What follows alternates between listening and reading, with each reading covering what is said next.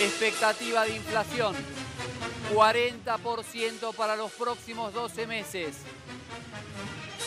Desocupación oficial, 9,1%. En 2018 se perdieron 190.000 empleos. Casi 750.000 desocupados en todo el país. Más de 5 millones de argentinos con problemas de empleo.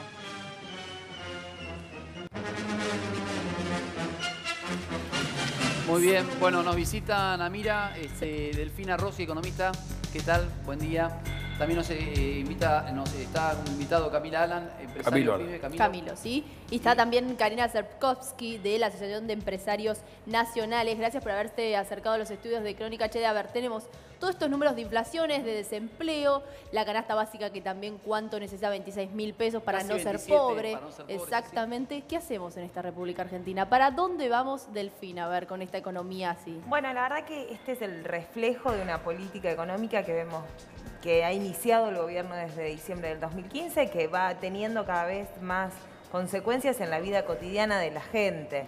La realidad es que era esperable que cuando uno ve que no hay un modelo productivo, que nadie apuesta por la producción, por el empleo, que el único énfasis que tiene el gobierno es ver cómo negocia con el FMI, bueno, la verdad es que era obvio que se iba a ver las consecuencias en los bolsillos de la gente, más después de la devaluación de más de un 50% del año pasado, de más de un 100%, perdón, del año pasado y la inflación del 50%.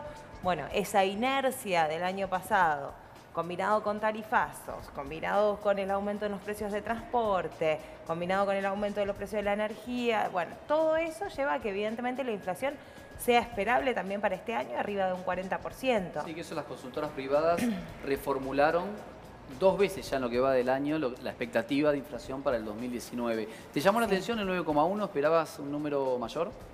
Cabe decir que en el Gran Buenos Aires es alrededor, en el conurbano es alrededor del 10%. Sí, ahora vamos a hacer el mapa. En Rosario está en 12%, sí, en Mar del Plata también. Y son ciudades industriales. Claro. Son ciudades los conurbanos de esas ciudades tienen empresas que ya sabemos que el uso de la capacidad instalada, de las fábricas que tienen las empresas, está a niveles del 2002, el 50%. Casi una de cada 2 máquinas que existen, que ya hicimos el esfuerzo por comprar en la Argentina, están apagadas y no producen. Entonces, me parece que ese desempleo refleja la desindustrialización, que es el modelo que propone este gobierno. Nos dijo en su momento la vicepresidenta seamos India, después nos dejaron de ver que el modelo era Australia. Bueno, son modelos que no caben para 44 millones de personas que buscamos tener salarios decentes y trabajos no precarizados. Totalmente. Consultarte también, y lo sumo a todos, para que puedan participar, sí, con respecto al comparativo del 2018 versus el 2017, hubo un poquito más de 2 puntos porcentuales, ¿no?, en el crecimiento de la desocupación. Sí, el último cuatrimestre del 2017 sobre el último del 2018 pasó del 7,2 al 9,1. Igualmente, lo importante que hay que decir es, nosotros tenemos en el INDEC medido la desocupación abierta y después lo que llamamos ocupados demandantes. Gente que tiene algún trabajo, pero la subocupación, digamos. Exacto, que sigue buscando trabajo. Que es aquel que hace una changa, ¿no? Que entra dentro de... ¿Cómo estás? ¿Cómo estás? Te hago una pregunta que tiene que ver con eso. Una vez, yo la recuerdo cuando este gobierno restituye el INDEC y empieza a tener sus propias cifras, la famosa declaración, incluso el gobierno anterior también la tenía, que era que aquel desocupado que no busca trabajo no es desocupado. ¿Cómo era esa explicación económica? ¿Te acordás que decían? Porque vos que hay una cosa que se llama población económicamente activa. Entonces, sí, por ejemplo, las mujeres amas de casa, los estudiantes, si no declaran que están en búsqueda activa de trabajo, sí, quedan afuera de esa población económicamente activa. Pero entonces, técnicamente, entonces con eso el índice de desocupación es mayor. Claro, en realidad lo que generan las crisis económicas como esta es que los desocupados de larga data, que además entre ese 10%, creo que casi el 40% hace más de un año que buscan trabajo, claro, pero desalienta a la gente a buscar trabajo. Entonces tenemos un 30% de lo que llamamos la población económicamente activa que está buscando otro trabajo. Claro. Y después tenemos esas personas que en realidad le gustaría seguramente trabajar y contribuir con ingresos a su casa. Pero Bueno, como declara que es ama de casa o estudiante, ni siquiera los contamos. Las Sí, citas ahí del también INDEC tampoco ahí tienen... tenemos que sumar también a los Si me monotributistas, y ahora voy con vos, a los quien tiene monotributistas servicios... y también a los que reciben planes. Que recuerdo yo que el gobierno anterior contemplaba y decía que no se podía sumar a los que eran ocupados, a los que percibían algún tipo de plan, y hoy por hoy se siguen contemplando dentro de lo que serían las personas que tienen trabajo de alguna manera. Sí, son de estadísticas distintas, porque una cosa es el monotributo que vemos a partir de ahora la Secretaría de Trabajo, y esto es una base de la EPH, y le preguntan a la gente, no importa si está registrado o no, paga monotributo o no. Esto es, te preguntaron, en las últimas 2 semanas, ¿tuviste algún ingreso por un trabajo Por que eso, hiciste? te sacan como, no te cuentan como desocupado, si contestás que sí. Exacto. Si me permitís, Ok. Delfina, Sí, hay Camilo. gente que saca monotributo para tener la obra social. Claro. ¿Entienden como el tema? Pero no tiene trabajo. Y aportes a la seguridad Claro, social. pero no tiene trabajo. No. Lo saca para no por lo que le está dando. O sea, paga la mínima categoría Claro. para tener la obra social. Correcto. Pero no necesariamente Eso es lo que está tengo que decir. Nosotros estamos peor que el 2001. Peor que el 2001.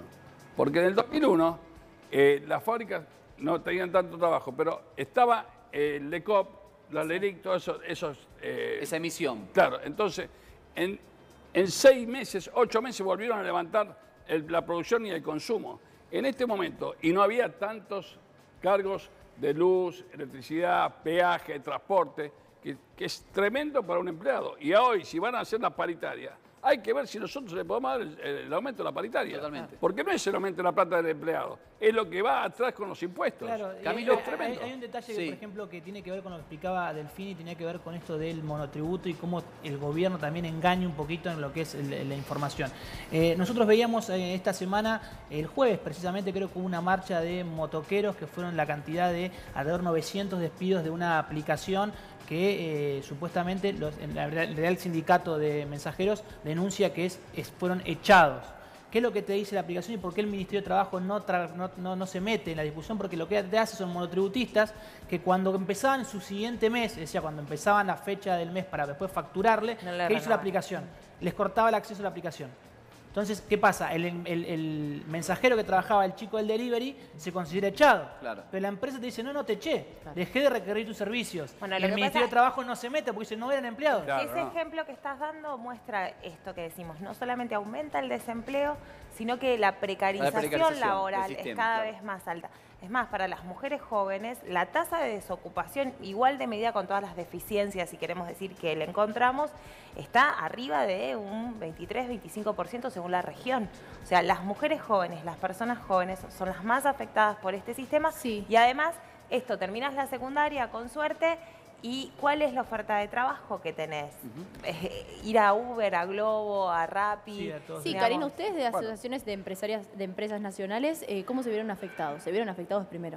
Nosotros hicimos una encuesta Sí. que la hacemos cada trimestre, donde vamos viendo cómo es la situación de las pymes y reflejó, bueno, que 4 de cada 10 pymes estamos en situación de vulnerabilidad económica. Estábamos en ese momento así, pero ahora ya estamos directamente en la zona final del cierre, ¿no? Porque la mayoría de las empresas ya no pueden pagar los gastos que tienen fijos y no tienen mercado interno, que es lo que estamos viviendo todos. No hay consumo. Entonces, por ejemplo, los fabricantes como nosotros de textiles o de productos de plástico, en el caso mío que fabrico productos para el pie de gel o prótesis, lo que vemos es que, por ejemplo, entregamos a los clientes y los clientes siguen teniendo la misma mercadería, o sea, no pueden reponer porque no tienen consumo interno y muchos que tienen sucursales van dejando algunos locales, van achicando el personal. Hubo una tasa muy alta de despidos, lamentablemente, también en la pyme, que siempre nosotros nos esforzamos por mantener la fuerza de trabajo, pero ya no lo podemos mantener porque no tenemos fuente de financiamiento y no tenemos tampoco crédito. Sí, las aristas de la problemática son un montón. Karina, te quería preguntar en tu segmento, en tu rubro en particular, el textil, que todos entendemos es uno de los más golpeados en esta crisis. ¿Tenés números de la caída que tuvo la actividad en el 2018? Todos tenemos las máquinas paradas al 60%, o sea, podríamos producir un 60% más de lo que estamos produciendo. Producimos lo mínimo porque no hay, como les decía, no hay demanda en este momento. Y para exportar... O sea, están trabajando un 40%. Claro, 40%. Ahí queda más duro todavía. Para exportar se hace muy difícil porque nos pusieron una tasa del 12% para la exportación, que para nosotros es muy alto, porque como hay inflación, y en el mundo no hay inflación en la mayoría de los países que nosotros exportábamos, como Latinoamérica, como Chile, por ejemplo, República Dominicana, no tienen inflación. Entonces vos tenés que aumentarles la lista de precios en dólares, por la inflación que tenés en Argentina, y aparte por ese 12% que nos pasaron, que nos perjudicó notablemente. Si me permitís, nosotros los textiles no estamos en condiciones para exportar con lo que pagamos los impuestos acá con respecto a otra parte del mundo. Ahora que este gobierno abrió más el correo para importar directamente en vez de 25 600. ¿quién puerta va a comprar acá al mercado al mercado libre una prenda nuestra acá, si la van a traer directamente de China más barata que nosotros? Ellos tienen los impuestos más baratos que nosotros, las tasas los sueldos más baratos que nosotros. No podemos competir. A mí me pasó. También hay tanta falta de consumo que hasta los que somos fabricantes nacionales y hemos traído alguna cosa importada porque eso no se fabricaba en el país, tampoco se puede vender. Por ejemplo, el textil hay una tasa del 35% de importación. O sea que está en esa parte protegido un poco de lo que sería el costo argentino de producción, pero el problema principal es la falta de demanda, porque hay falta de trabajo. Claro. Y la gente no puede consumir. Sí, la ropa, ayer que tenemos. Claro. Ayer cierran las fábricas, la gente se queda sin trabajo, no tiene plata de bolsillo, no puede reponer ya más no que lo mínimo para comer. Totalmente. Ya no es un problema de producto importado, porque en el comercio nosotros tenemos productos importados y nacionales. La gente, como decís vos, no tiene plata para comer. Compra una banana y la come en 2 días. Compra un tomate. Ya, fíjense en las verdulerías. En la verdulería que trabajan los bolivianos, que viven adentro y comen ahí. La gente no va a comprar, le va a comprar de una pera, de una banana. Ya, imagínate nosotros los textiles, lo peor que estamos. No, y no solamente los textiles. Igualmente, perdón, con lo cara que siempre, digamos, que uno siempre dice, está cara la ropa, porque no sabe, digamos, el proceso que hay atrás, no es un juicio de valor, pero por el que tiene un poquito, que antes se podía ir de viaje, ahora tampoco se va de viaje, pero lo puede traer puerta a puerta. Claro. Claro, O sea, lo aumentaron. Por eso ahora puedes traer más. A $600 por año. Claro, bueno, no, en realidad se aumentó más. En realidad, principalmente, el cambio era que vos antes pagabas. En realidad, lo que se hizo fue flexibilizar, miren la palabra que tengo que utilizar, el sistema de entrega y lo facilitaron aún más. Es decir, en realidad los valores siguen siendo muy parecidos. El tema es que vos antes tenías un límite, ese límite que hablaba Augusto, no es del límite que vos tenías de compra, sino el límite que tenías para ir a buscar al correo o el puerta a puerta. Sigue perjudicando, pero es en la misma dirección, digamos. A mí me pasó algo. Antes te permitían $25. Claro, por 25 y si no, claro, eso es el marco para ir puerta a puerta. En realidad, vos el excedente ahora lo tenés que pagar, pero lo podés pagar directamente en la puerta cuando te tocan el timbre. Antes tenías que ir al correo. Sí, igual también sumado a eso, ahora, por ejemplo, los que viajan pueden traer computadoras, hasta un teléfono por persona. Bueno, igualmente, sin pagar impuestos. También se aumentaron todos los topes. El final igual es lo mismo, que siguen perjudicando el consumo interno. A mí me pasó algo ayer, chicos. ¿Qué es lo que busca quiero contar. gobierno? Perdón, Camilo. Me pasó algo con vos justamente ayer. Yo te vi, porque una vez se piensa que el empresario es mal habido, que siempre juega para el sol y demás. Vos sos un empresario pyme, nos has contado que estás pasando por un momento terrible. Ayer en un programa de televisión te emocionaste profundamente. Y me gustaría que me cuentes un poco cuál es la situación de la pyme hoy en la Argentina, que es el 80% del aparato productivo que tiene la Argentina. Lo que me pasó ayer, vi un comerciante de Lanús que vende electrodomésticos y le está pasando lo que me está pasando a mí, a muchos colegas nuestros, y de muchos rubros, porque no es solamente textil. Y se estaba quebrando y yo estaba tratando de ayudarlo. Yo soy sentimentalista y me puse a llorar porque lo veía a este hombre desesperado. Y yo le estaba diciendo que no abandone, porque en este momento nosotros tenemos que juntar todas las pymes para salir y trabajar y todo esto. Este gobierno lo que tiene que dice que está nervioso, y lo que estamos nerviosos somos nosotros, que nos estamos fundiendo, que la mayoría de las empresas están dejándole de pagar, están pidiendo las grandes, porque nosotros los pequeños estamos arrastrando al grande. ¿Por qué? La cantidad de cheque de vuelta por no haber consumo y todo eso. Y ahora le está tocando al pyme grande. Ustedes fíjense que este electrodoméstico de Lanús, la vez pasada estuvimos hablando acá de una firma de electrodomésticos que le estaba pagando el 50% a 4.500 empleados, que en cualquier momento tenemos una sorpresa con esta firma porque ya no puede pagar. Entonces, ¿por qué no vende? Este es el problema que hay. Y la gente se va quedando sin trabajo y el que tiene el trabajo está cobrando el 70% de su sueldo. Entonces, ese sueldo que le achican están consumiendo menos nosotros que tenemos comercio. Por ende, el que fabrica, no tenemos a quién fiarle porque la gente no puede pagar y no vende. Entonces, este gran problema que hay, que yo me puse mal ayer, que el señor presidente, con todo el respeto que tiene, él nunca agarró un pico y una pala. Tuvo la suerte que su familia le dejó una gran fortuna, tuvo la suerte la otra gente, el ministro, que su familia dejó una fortuna. Yo empecé de abajo, como este hombre que estaba, me decía, yo empecé de abajo, fui taximetrero, vendía basura, sandía por la calle, hice de todo. Mi papá me enseñó a pescar. Nosotros, las pymes, dimos trabajo. Yo tuve 5 negocios, una fábrica con mis hijos, y estamos cerrando casi todo y nos estamos fundiendo. Están cerrando casi todo. Sí. Si no permitime, porque no es la visión que tiene el ministro de Hacienda, Nicolás Dujovne, que si me permite, quiero que compartamos lo que dijo en la semana, porque él, marcó otra realidad y que la analicemos. A ver qué te parece. Los datos provisorios de empleo nos muestran que desde enero la economía argentina está generando. Entonces, yo diría, hemos lentamente comenzado a retomar el camino de crecimiento en el cual veníamos en 2017, que fue sacudido en 2018 por la combinación de la sequía, de la reversión en el flujo de capitales, por la crisis de los cuadernos. Ahora, por supuesto, para alguien que está pensando, bueno, pero ¿esto cómo sigue? Yo les diría, la economía argentina, desde el mes de diciembre, ha comenzado a recuperarse gradualmente. A ver, Delfina, yo te consulto, porque acá siempre se marcan como dos vertientes. Una que tiene que ver con la problemática macroeconómica, que es algo que es fuera de las decisiones que se toman en el país, y después el constante estamos mejor, o vamos a estar mejor, o lo peor estamos ya pasó, en la senda del crecimiento, exactamente. Exactamente. Sí, la verdad que, me parece que las declaraciones son poco sostenidas. Igualmente va a tener un efecto rebote en la economía del 2019. Si Dujovne lo único que nos va a mostrar estadísticas, que está un poquito mejor que en el 2018, seguramente lo va a conseguir, pero porque tuvo una caída brutal de actividad y lo que generó el mega ajuste vía la devaluación, que por ahí ve un efecto rebote. Ahora, una generación de ocupación digna y además coherente con el crecimiento poblacional, no lo estamos viendo. Y el propio Fondo Monetario Internacional le va advirtiendo constantemente al gobierno argentino que, que no hizo las suficientes reformas y que todavía no hay un crecimiento sostenido, etcétera, etcétera, ¿no? Entonces, me parece que intentan mostrar una realidad que no es tal, y sobre todo hay un efecto de posible, ahora tenemos al Banco Central vendiendo dólares, el dólar ayer llegó a 43. Ahí va. Sin embargo,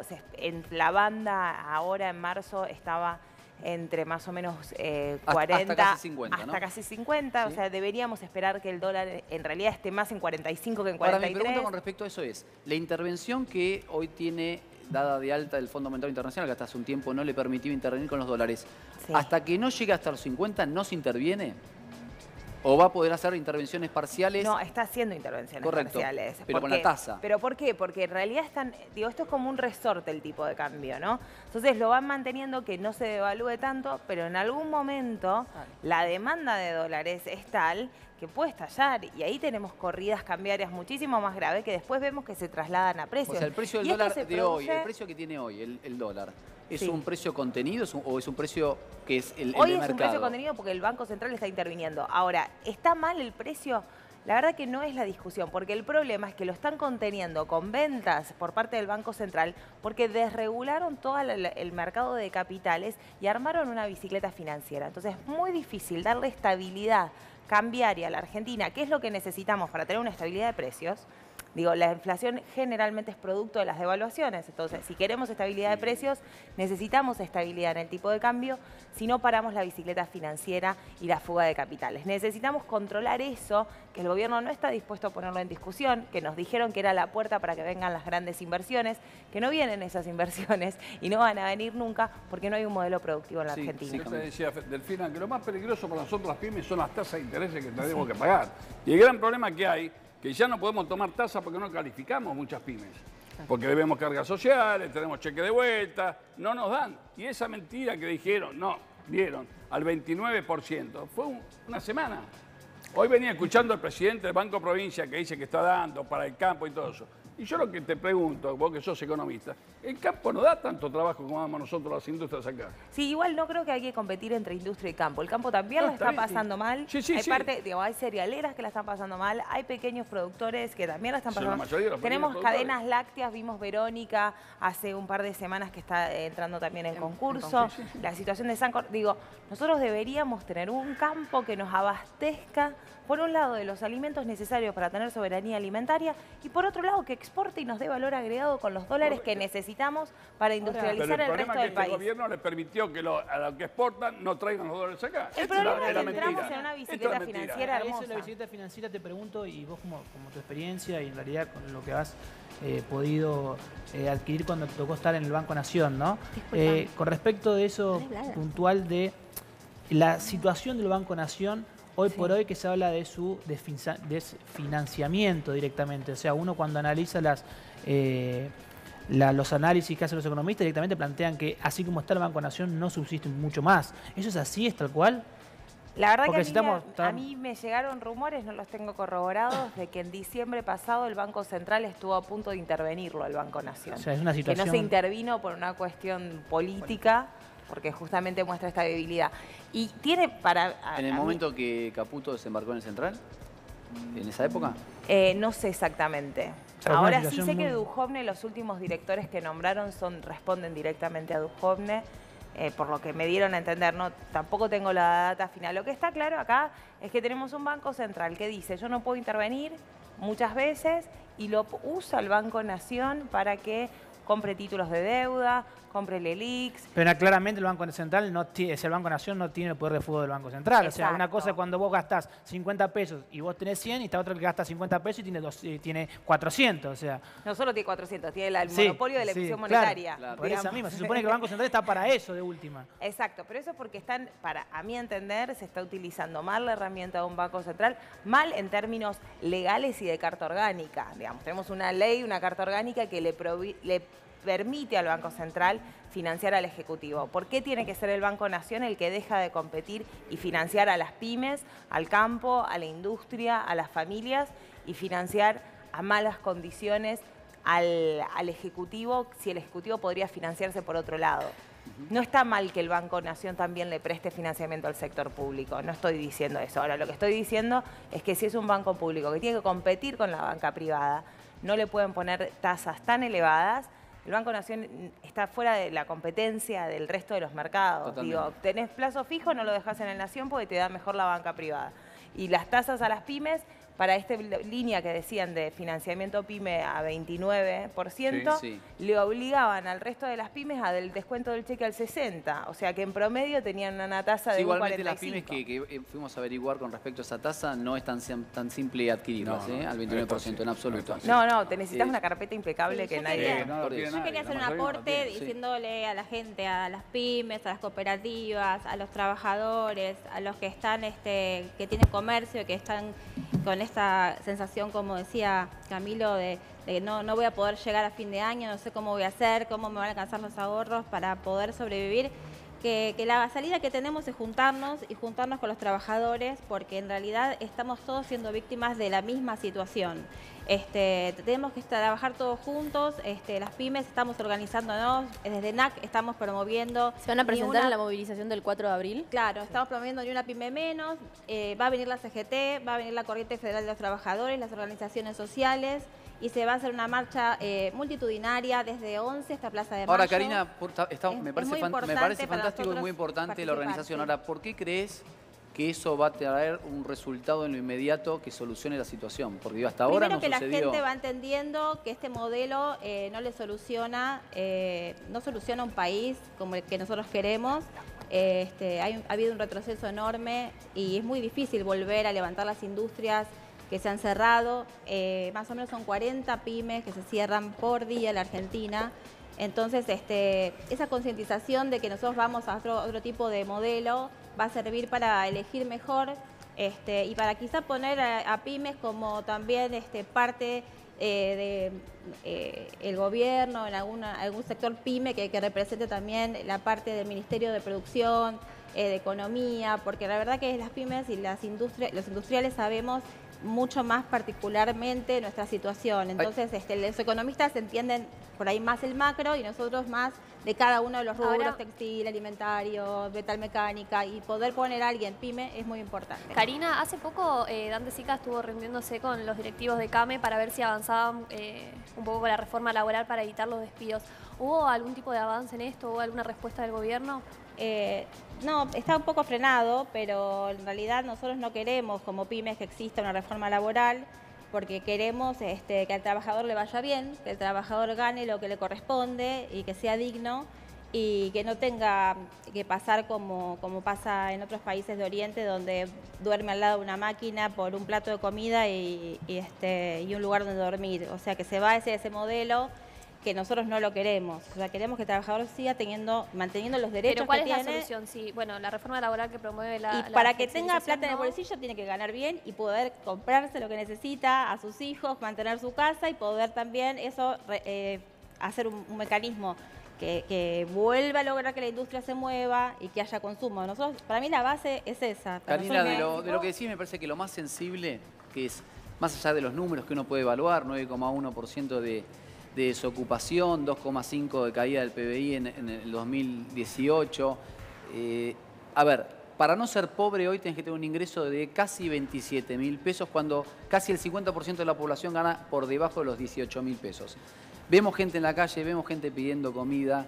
Esa es la realidad de estos números, de los números que vamos pasando que nos entristecen a todos, pero que es la realidad.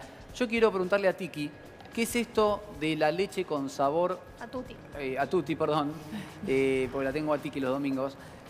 Tuti, te quiero preguntar acerca del agua con sabor a leche. ¿Qué es esto? Sí, en realidad no se trata de agua con sabor a leche, pero sí es un producto que está llegando a las góndolas. Se trata de productos lácteos que, si bien están aceptados y habilitados por... Y están aprobados por el Código Alimentario Argentino. Ahí estamos viendo en pantalla. Exactamente. Son derivados de la leche. Lo que aparece en las etiquetas es alimento a base de leche, alimento a base de queso, productos lácteos o derivados de la leche. ¿Cuál es el problema con esto? Es que, para empezar, promueven una malnutrición. Recordemos que las personas que más consumen leche son los niños en edad escolar, y este producto, al no tener los mismos componentes, no solo digamos desde las proteínas y las calorías y las grasas, impacta directamente en la salud de los niños. Sí, igualmente no es solo el único producto que hay. Tenemos el queso rallado, que no es queso rallado, tenemos la carne que está con soja también mezclada. Te quería agregar una cosita más. En la semana también se conoció una denuncia, creo que fue en Córdoba, de jubilados que recibían una leche que después sacó la ANMAT de circulación, una leche en polvo, que no cumplía, que no era leche en polvo. ¿Por qué no era leche en polvo? Porque tiene que cumplir un requisito mínimo de proteína. En la canasta PAMI vos decís que lo recibían. No la tenía. Entonces, siguen atentando contra los dos grupos más vulnerables. Bueno, los chicos, los pequeños y los jubilados. Bueno, de hecho, cómo llegan estos productos a las góndolas, básicamente por el tema de los costos, ¿no? Claro. Hace poco, desde los gremios de los, a ver si tengo acá, Guillermo Draletti, el titular de la Unión General de Tamberos, lo que decía era que esto no es necesariamente un impacto, digamos, desde la falta de producción, sino más bien por un derivado de los costos. El aumento del precio en la producción y de los impuestos hace que los tamberos pero es terrible. tengan que producir... Claro, pero es poner en la oferta un producto que no tiene el fin que debe tener. No, es poner en juego la salud de una persona. No, en realidad la explicación que están dando es que no está en juego la salud. Eso son explicaciones, sino que es una cuestión de información al consumidor. Bueno, pero es malnutrición. Es malnutrición. En realidad, vos tenés una dieta que vas a leche, estás tomando... Por eso, estamos vendiendo leche como claro, si fuese leche. Pero digo, no lo quiero sacar, lo que quiero con esto es evitar que la gente diga, estoy me tomando, me puede hacer mal. No, le va a hacer mal. todos los alimentos están por el AMNAT aprobados. Sí, o sea, juegan en un gris. Juegan en un gris. El punto es, juegan en el gris. te engaño con algo que Por eso, parece eso leche, es pero el no Pero lo yo le estoy dando es. este ejemplo El de la tema es leche que en como no te polvo. alcanza la plata, lo único que compras es la hamburguesa con soja y nunca podés comer la hamburguesa de verdad carne, que pero tiene sin- carne de Sin ir vaca. más lejos, la leche de los precios cuidados Bueno, no de está en ningún eso lado. iba a hablar. Hace poco hubo un desabastecimiento generalizado de la leche Armonía, que es la Exacto. segunda marca de la Serenísima, justamente porque las personas lo que más compran en un momento de crisis es la leche más barata, que es la que está adherida a los precios cuidados. Exactamente. Inclusive los mercados, muchos supermercados y pequeños almacenes, lo que hacían era regular la venta y Restringirla. ponía, claro, Los ponían carteles, ¿no? Podés llevar tres, sí. hasta 3 sachets de leche Ah, en por algunos persona. uno solo, Bueno, de hecho. Y en Peor otros no hay todavía. ni claramente, uno. pero- No hay ni uno. No bueno, hay pero ni para eso comprar, hay produjo un faltante. desabastecimiento general de la leche Armonía, que es la que está en precios Igual cuidados. Entonces, hablan de- la gente, frente a la falta de esta leche que es la más barata, tiende a consumir otro tipo de productos que son los más baratos, que pueden ser estos, ¿no? Los derivados de la leche, que son que ni siquiera no es agua con leche, pero sí es productos Pero no tiene sueros. los No, nutrientes fortificado, necesarios. sí, bueno, justamente. a ver, la fortificación lo puede hacer artificialmente también, digo, ¿no? La reforzás con un montón de cosas, pero también en cuanto a lo que vos decías de la leche Armonía, que hablaban de un desabastecimiento por el tema de las inundaciones en el litoral, y digo, tienen No, un montón eso de cuestiones. Lo que desmintieron desde por eso. los gremios de tamberos. al menos eso ponen como para decirte, no es una cuestión de que No, no pero- tenemos, sino que no hay porque tal cosa. Claro, sí, no hay Ahora, por un tema de costos Claro, de la sí. producción. Sí, Eso sí, le sí, iba a Delfina. preguntar a Bueno, Delfina. me Algo parece- cortito ya. De hecho, también por el tema de los costos internacionales, que se produce un poco menos, pero también el consumo interno, Delfina, vos que sos economista sabrás decirnos, que pese a ser un alimento básico en la dieta de los argentinos y de los niños sobre todo, cayó el 10%. El consumo de leche que es, y de carne también, que son dos elementos básicos. Sí, en que la carne, recordemos en que la tuvo el año alimentación. histórico de exportación, ¿no? Hace años que no se Sí, exporta bueno, pero el nivel leche de carne también que tenemos se exportó una el año cadena pasado. láctea en donde se podía exportar y estuvimos exportando un montón de leche en polvo y de calidad, ¿no? Acá el problema que tenemos es que justamente tenemos los productores y los tambos en situaciones realmente muy complicadas porque tampoco tienen acceso al crédito, porque no dependen de esta industria láctea y tenemos una industria que usa elementos de la leche, que coloca determinados productos y saca claramente beneficios. O sea, lo que quiero decir, el modelo de desarrollo que nos están vendiendo perjudica hasta los que producen primero la leche, que no sé cuánto le deben estar pagando ahora, pero la leche de tambo debe estar 7 pesos Sí, el 7, 8 litro. pesos, Yo te voy a hablar de sí. otra Sí, cosa. decían decían el litro, que más o menos. los productores tenían 10%, 10 pesos, ganaban 10 pesos por litro. Por eso, 7, de 10. 50 que se venden las góndolas. Bueno, ¿y qué pasa hasta ahí? ¿Qué nos pasa con esa cadena? ¿Cómo se regula? ¿Cómo puede ser que un derecho tan básico como es alimentarnos quede sujeto a especulaciones de unos pocos, ¿no? Y el problema no pasa por los impuestos que paga Sancor o, digamos, o la Serenísima o alguna láctea o no sé estas de qué marca son. Pero quiero decir, no pasa por ahí, pasa por una cuestión de regulación, nos falta infraestructura, nos falta planificación, nos falta recuperar trenes y que lleguen los trenes. Está bien, pero eso puede Faltan tardar un montón digo, de seguimos cosas. muchísimo tiempo. Mientras tanto, a mí Bueno, me preocupa, ¿qué es lo que se pasa hace es que ahora? mientras tanto el problema es que yo creo que durante el gobierno kirchnerista al menos empezábamos a ver esas deficiencias y se estaba caminando para resolver el problema y acá nos dimos vuelta y dijimos, bueno, como no podemos solucionar el problema de la cadena de láctea de la leche, consumamos otra cosa de mala calidad, que genere obesidad, que no nutra a nuestros niños, niñas. Digo, el problema es ese, que acá hay dos modelos. Uno que enfrenta realmente los límites de desarrollo y los intenta ir resolviendo, y otro que te dice, bueno, desregulemos todos, apertura comercial, comamos Aparte, lo que digo, comamos. Lo que preocupa sinceramente es que le estamos sacando todos los nutrientes a los chicos, a generaciones que van a ser los que el día de No, y mañana no solo tengan que eso, salir a también un los mercado estamos- competitivo, estamos- no pueden comer carne, La no pueden pérdida de tomar capital leche. humano que estamos teniendo por esta crisis en términos de desnutrición, malnutrición, bueno, indigencia. 1 de cada 2 pibes de nuestro país es pobre. Digo, entonces, ¿dónde queda el capital humano que necesitamos para justamente volver a parar a la Argentina y ser competitiva? Nos hablan que la Argentina tiene que estar insertada en el mundo. difícil con un 50% de nuestros chicos y chicas, que es lo básico que necesita un país, que es su capital humano, poder ser competitivo en el mundo. Bueno, ahí te di la tarjeta de un médico para que lo invites y te va a decir los problemas que tiene una chica embarazada con la cantidad de alimentos que tiene que tener. La criatura, durante creo que son 5 años bien alimentados, si no ese chico son los primeros 5 años de vida, porque después no se puede recuperar en el Pero resto. lo que yo te quería comentar, que sos economista, yo tengo un amigo mío que tiene barco de pesca, la merluza le pagan 24 pesos. Y el otro día mi señora fue a comprar 350. Sí. ¿Qué pasa en el medio, no? Entonces, por eso, 24 pesos. Bueno, a ver, igual el problema de la cadena, como decía Delfina, es histórico, no es de ahora. La cadena siempre ha tenido... Por eso yo digo, ahora, teníamos un problema. La brecha, se agrandó la brecha. Claro, pero digo, no obstante, en las cadenas de supermercados más grandes de la Argentina, todas están presentando o plan de crisis o que tienen que despedir gente, que los números no les cierran.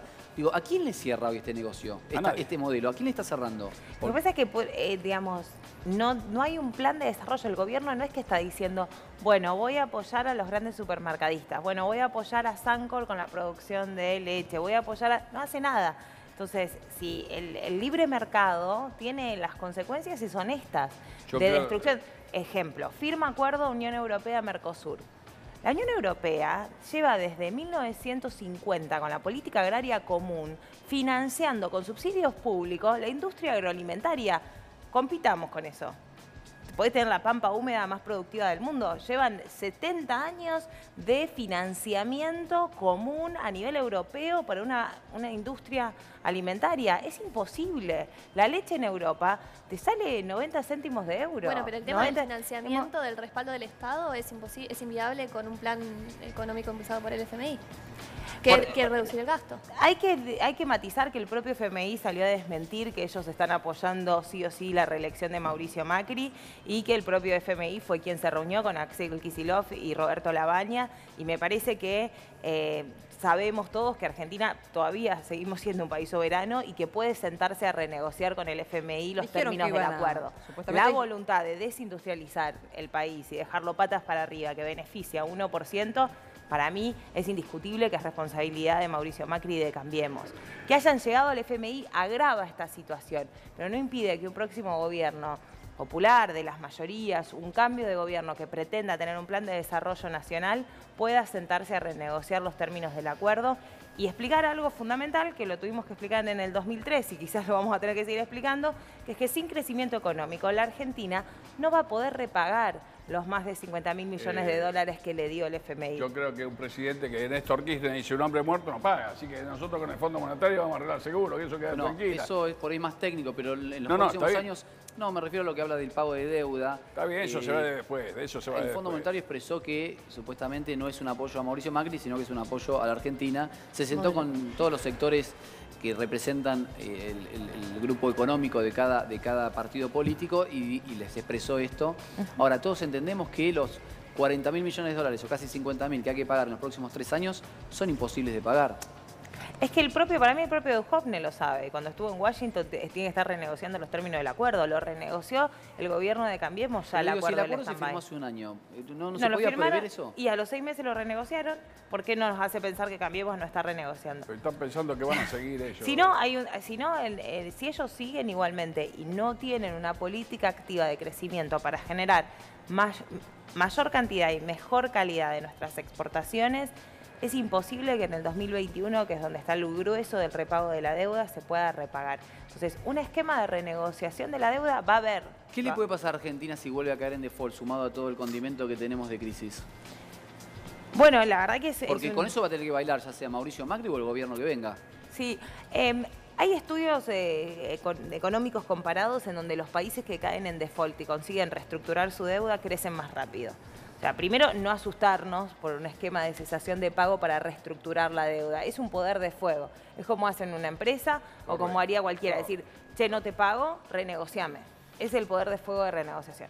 No sería lo óptimo, porque sabemos que aquellos que exportan y que necesitan del mercado exterior quedan ligados a esa mala proyección, digamos, que hacemos como país en el mundo. Ahora, me parece que no hay que tenerle miedo. Creo que el FMI va a estar dispuesto a renegociarlo. Lo vimos con Grecia, que es por ahí el país reciente con una reestructuración mayor de su deuda. Hubo como Sí, Portugal no sé si renegoció con el FMI, renegoció con la Comisión Europea. Sí. Pero con Grecia se renegoció el primer acuerdo 2 o 3 veces. Digo, hay un antecedente reciente de capacidad del Fondo Monetario para renegociar. Yo creo que no hay que tenerle miedo, hay que poner la discusión sobre blanco sobre negro, trabajo y producción versus especulación inmobiliaria. Lo que agregaría además es la importancia de que el Estado tiene que tomar decisiones y tiene que estar presente para defender a la sociedad que tenga lo que necesita. O sea, esto de que el Estado no tiene nada que ver y la sensibilidad social que representa este gobierno es inaudita, social, humana, hacia su propia familia. La verdad que da mucha pena el presidente de la Nación lo que está haciendo con su pueblo y la gran frialdad con la que se está manejando. Juan, tiene que tomar medidas y el Estado tiene que proteger a la población y tiene que tomar medidas ya. Este gobierno ya dudo que lo haga, por eso tenemos que pensar que cuando sean las elecciones en diciembre tenemos que buscar gente con otra sensibilidad que apoye. Está bien, pero falta mucho para eso. Sí, Karina y Camilo, ¿cuáles son las medidas que ustedes en este momento como pymes les exigirían al gobierno? Las medidas puntuales económicas que a ustedes les permitiría seguir con Mira, su lo que vamos a pedir ahora, empresa. justamente que habló ella del 4 de abril, que vamos a ir la mayoría de las pymes a pedir que paren con los aumentos de la luz, de todos los aumentos que hay y que nos bajen los aumentos. Que paren con los ¿impuestos? ¿Alguna medida impositiva? La luz, el transporte, tarifas, el gasto, todo lo que estamos pagando, porque es imposible seguir pagándolo. Antes un comercio pagaba 2.000 pesos, hoy paga 20.000, 30.000, es imposible. Y no vende, porque el problema es que no vende. Bueno, por ahí el Estado no puede intervenir en eso. ¿Cómo? En el alquiler no puede. No, está hablando de las tarifas de luz, yo con de gas, 75 de servicios. años, yo tengo una pregunta. Yo con 75 años que tengo, toda mi vida de 50 años de comerciante, pagué la luz lo que varía, el gas lo que varía y todo eso. ¿Quién hizo todo eso? Eso se hizo con toda plata nuestra, Segua y todas esas empresas. Y se la dieron a dos empresas, amigas del presidente, Caputo y el... ¿Y con la FIP no pedirían nada con respecto Pero a...? lógico que tienen que pagar con los embargos y todo esto, porque es imposible que seguir pagando. Siguen embargando y te meten en el embargado y te meten eso. Es imposible, ya el pyme no puede pagar, no es que no quiere. No tiene para pagar porque no hay consumo. Como vos estás hablando de supermercados, imagínate que son más grandes que nosotros. No venden menos nosotros. Perdón, entonces, vos dijiste que falta mucho para fin de año. Nosotros presentamos una ley de emergencia PYME para la coyuntura y dijimos que si le dan estos beneficios a las pymes que toman estos beneficios para no cerrar, no pueden despedir a ningún trabajador. Y esto, ¿sabés qué? Nos ayudaba a todos, a los trabajadores y a los fabricantes, a los que damos trabajo.